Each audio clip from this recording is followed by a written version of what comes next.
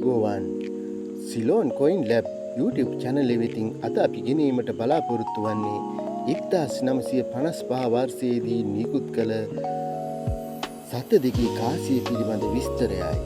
මුලින්ම අපි මෙම කාසියේ මුහුණත පොඩ්ඩක් බලමු.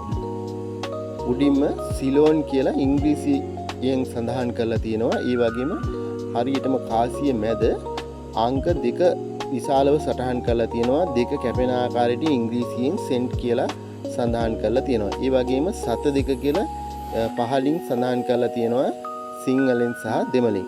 ඒ වගේම අංක දෙකේ ඉලක්කමට යටින් 1955 කියලා මේ කාසිය නිකුත් කරපු වර්ෂය සඳහන් කරලා තියෙනවා. මෙම කාසිය පිත්තල ලෝහයෙන් සදා තිබෙන කාසියක්.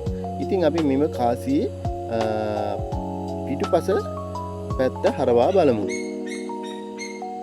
මෙම සත දෙකේ කාසියේ මැදට වන්න දෙවන එලිසබෙත් රජිනගේ රුව සටහන් කරලා තියෙනවා.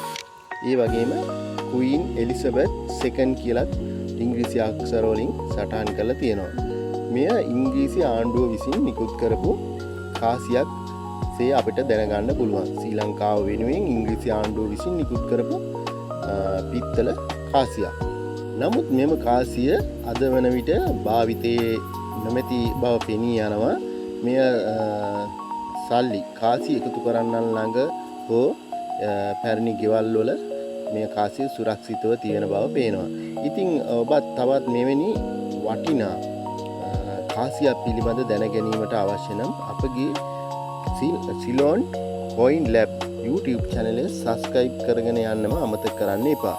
ඔබ සැමට ජය.